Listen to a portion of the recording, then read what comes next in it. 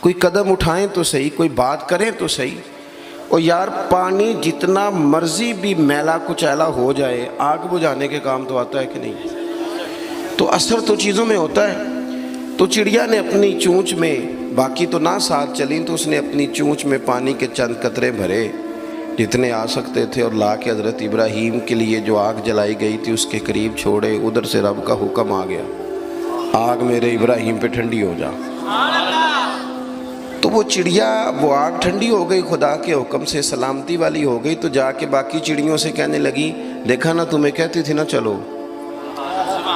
وہ قطرہ تو ایک ہی تھا پر حکم تو رب کا ہی آنا تھا نا، تمہیں کہا تھا نا چلو، اگر تم میرے ساتھ چلتی تو ہو سکتا ہے سیلاب بھی آ جاتا اور حضرت ابراہیم کے سارے دشمنوں کو بہا کے بھی لے جاتا۔ ایک تو سب سے پہلے اپنی اہمیت کو سمجھیں، آپ محسوس کریں کہ ہم مسلمان ہیں۔ مسلمان جو ہوتا ہے نا اس کے ساتھ خدائی طاقت ہوتی ہے۔ نبی پاک صلی اللہ تعالی علیہ وسلم نے فرمایا دعا مومن کا ہتھیار ہے۔ اس کے ساتھ جو خدائی طاقتیں ہیں وہ کافر مشرک کے ساتھ نہیں۔ جب تک یہ سمجھ نہ لیتا کہ اللہ تعالیٰ کی طاقتیں، اس کا فضل میرے ساتھ ہے۔ دیکھیں احد کے میدان میں جب ابو سفیان پکارے، ابھی کلمہ نہیں پڑھتے تھے، وہ پکارے، انہوں نے کہا کہ کدھر ہیں فلاں بن فلاں، فلاں بن فلاں کدھر ہیں، دیکھو تمہارے کتنے لوگ ہم نے شہید کر دیے۔ تو حضور نے صحابہ سے کہا اسے کہو کہ تم تو کسی مولا کو مانتے نہیں اور ہم کوئی لوارث تو نہیں، ہمارا تو رب رسول ہے، ان سے کہو ہمارے جو چلے گئے وہ شہید ہیں، جو بچ گئے وہ غازی ہیں۔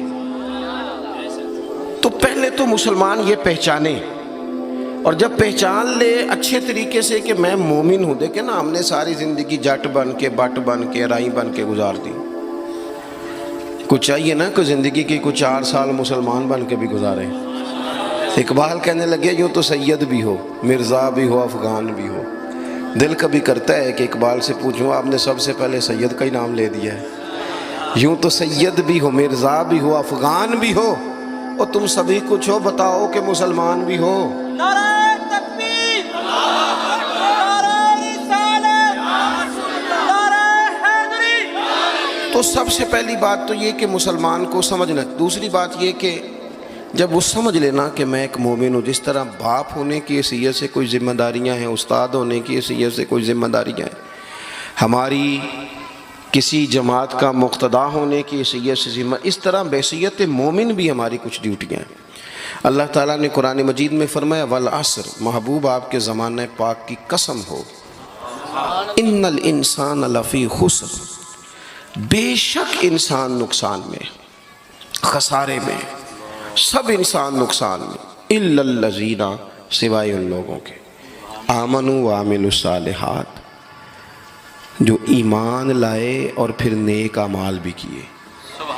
نرا ایمان نہیں، آپ جہاں بھی قرآن مجید دیکھیں گے نا، اگرچہ بچائے گا نرا ایمان ہی بندے کو، لیکن یہ جو اعمال صالح ہے نا، یہ ایمان ہی کا ثمرہ ہے، یہ اس کا نتیجہ ہے، یہ اسی کی شاخیں۔ بندہ مسلمان ہو تو اس کے کام بھی تو مسلمانوں والے ہو نا، مومن ہو تو اس کا رویہ بھی مومنوں والا ہو۔ ایسا تو نہیں ہے نا کہ آپ زبردستی منوائیں گے اور کوئی کام نہ کرے وہ مومنوں والا، لیکن وہ کہے کہ میں تمہیں منوا کے چھوڑوں گا۔ فرمایا ایک تو ایمان لائے، اور مضبوط ایمان، تگڑا ایمان، اور پھر وہ اعمال صالحہ کرے، اس کے کردار سے، گفتار سے، اٹھنے سے، بولنے سے، بات کرنے سے، لین دین کرنے سے، معاملات کرنے سے، تجارت کرنے سے اسلام چھلکے، اس کا لب و لہجہ مسلمان ہو۔ اقبال کہنے لگے خرد نے کہہ بھی دیا لا الہ الا اللہ تو کیا حاصل، دل و نگاہ اگر مسلمان نہیں تو پھر کچھ بھی نہیں۔ یعنی اس کے اعمال بھی ہوں اسی طرح کے، اس کا رویہ بھی ہو مسلمانوں جیسا۔ حضرت باعزید بستامی کا زمانہ تھا، تو ایک مسلمان ایک یہودی کا دوست تھا، اکٹھے اٹھتے بیٹھتے تھے، گپ شپ ہوتی تھی، آنا جانا تھا۔ تو وہ مسلمان اس یہودی سے کہنے لگا تیرا میرا یارانہ بڑا پرانا ہے، تو مسلمان کیوں نہیں ہو جاتا؟ تو اس کا دوست تھا، بے تکلف تھا، سجن تھا، وہ کہنے لگا یار میں نے دیکھے ہیں 2 اسلام،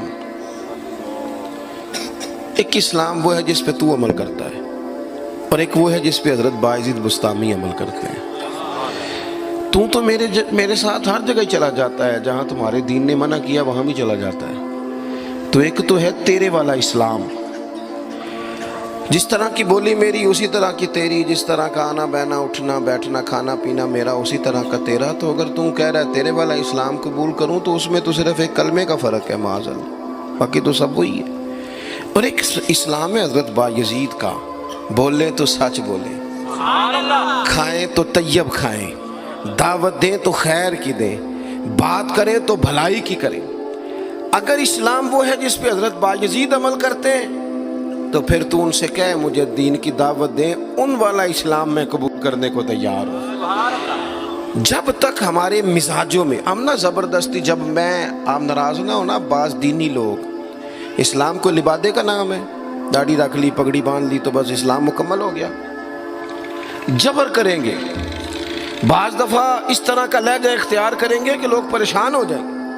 اور بھئی اسلام فقط ظاہری حلیے کا نام نہیں، آپ کو پتہ ہے عقیدہ اور نظریہ تو بات ہی ساری باطن کی ہے، آپ کے اندر دین کتنا ہے، آپ سچ کتنا بولتے ہیں، دیانتدار کتنے ہیں، حلال حرام کا فرق کتنا کرتے ہیں، اس سے آپ کے اسلام کا پتہ چلے گا۔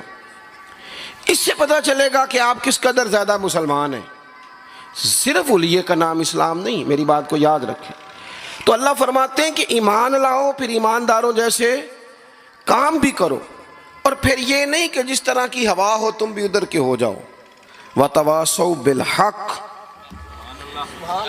تمہارا ایمان بھی ہو، اعمال بھی ہوں، اور تمہیں حق بھی کہنا آتا ہو۔ ہمارے ہاں لوگوں کا حق کہنا آتا ہے پر غریبوں کے بیچ۔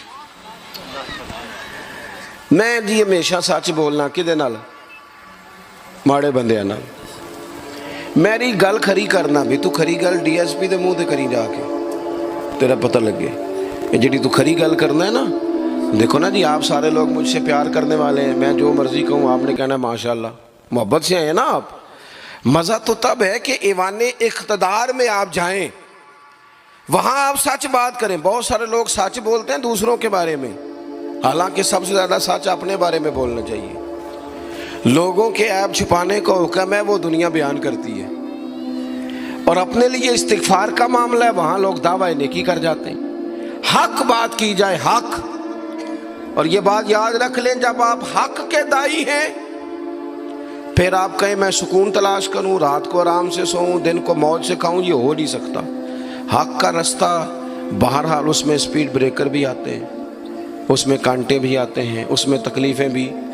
حضرت جنید بغدادی نے ایک بندے کا جنازہ پڑھا تو لوگ کہنے لگے جی سارے ہی انہوں چنگا آندے رہے، بندہ ہی کمال تھا، کسے کو شکوہ ہی نہیں، سب ہی اچھا کہتے۔